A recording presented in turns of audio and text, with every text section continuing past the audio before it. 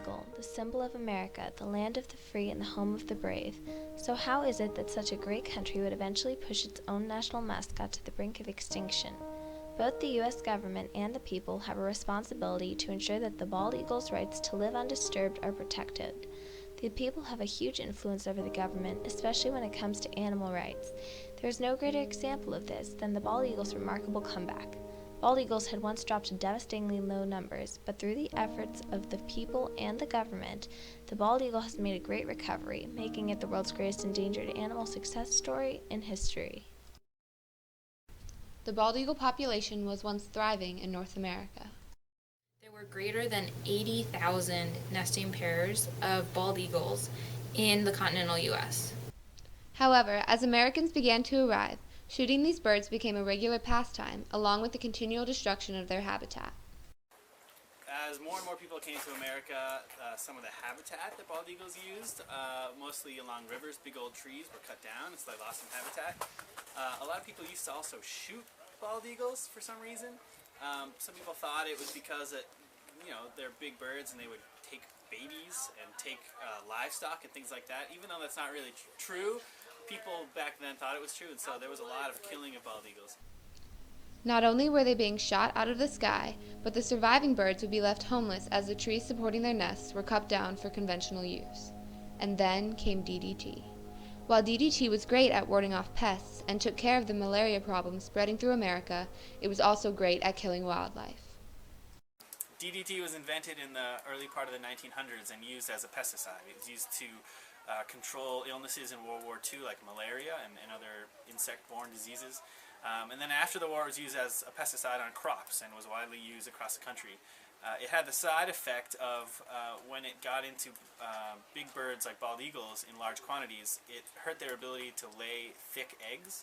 And so they would lay these very thin eggs, and the parents would just crush them by accident while they were sitting on them. And so it was very hard for bald eagles to reproduce. And as a result of that, the bald eagle population really plummeted in the early part of the century.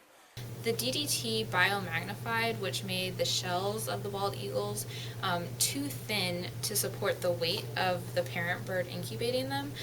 What people hadn't realized was that DDT would run off into bodies of water inhabited by fish and then get into their bloodstreams. The bald eagles would then eat the fish, thus harming themselves as well. DDT had become the #1 cause of bald eagle endangerment.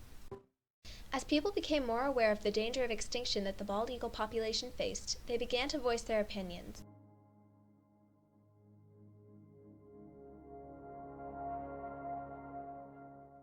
I think, of course people it's a very visible bird, because it's Spain medicine, it's our nation's symbol, and also because a lot of Native American tribes they really revere both species of eagles in their religious use. The government responded by passing several protection acts. The first law that went into effect to protect the bald eagle directly was the Bald Eagle Protection Act in 1940, which was later modified in 1962 to protect the golden eagle as well, making it the Bald and Golden Eagle Protection Act. The Bald and Golden Eagle Protection Act was passed in 1940, so quite a long time ago, and it only covered bald eagles at first, and then later when Congress went back and revised the statute so it covered golden eagles as well, and that was in 1962. This law helped to protect them from hunting, being sold or traded, and importing and exporting them without a permit. But the biggest threat, DDT, was still a problem. Then, a book changed everything.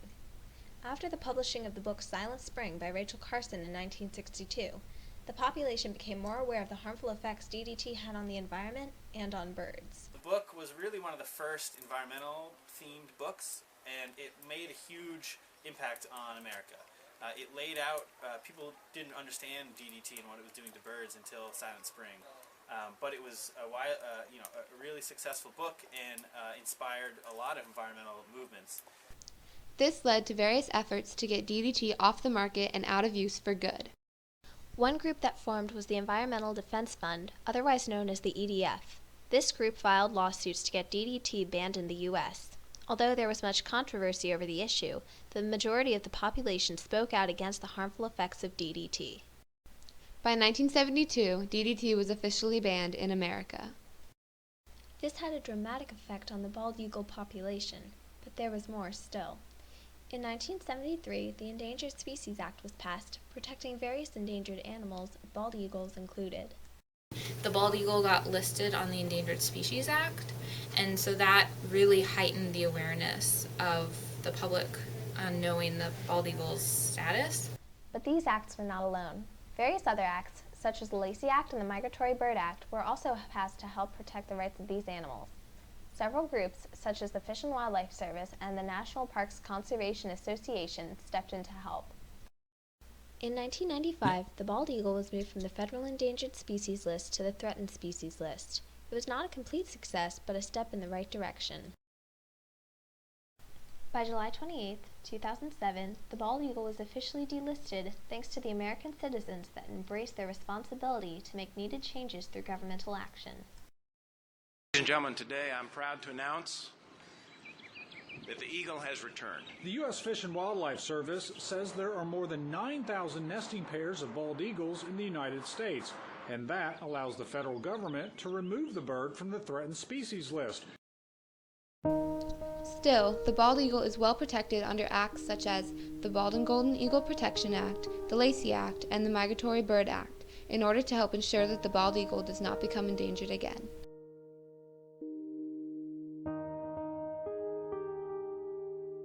The U.S. Fish and Wildlife Service under the Bald Eagle Protection Act is still providing protection from a variety of sources. That act and the Migratory Bird Treaty Act protect the bald eagle from being shot.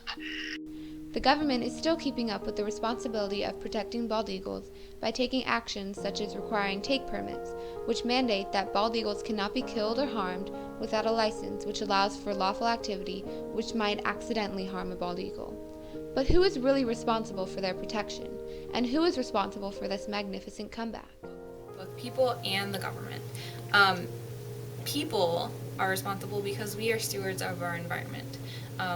We have to represent the birds because this is their environment too, and yet they don't have a voice. And I know that sounds really cliche, but it's our responsibility and our opportunity to really take care of what planet we share. We all are responsible for the protection of bald eagles. The government only does it because the people want it, and so there was an outcry, especially after Silent Spring was published in the early 60s, where people said, no, we're not going to let these birds die out. And so the government responded and put protections in place, and now they're back to thriving again. And then the government is responsible because they really play a leadership role. So the government is supposed to represent the people, and so they need to show that conservation efforts and species like the bald eagle are important to us and that it's the right thing to do to save them. This recovery was only made possible because the American citizens took action, spoke up, and made a change through the government. We must still continue to protect these birds.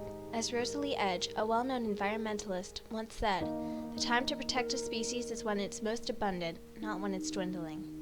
As long as the American people and the government work together to honor their responsibility to protect bald eagles, this bird will continue to thrive, and that's a great success story.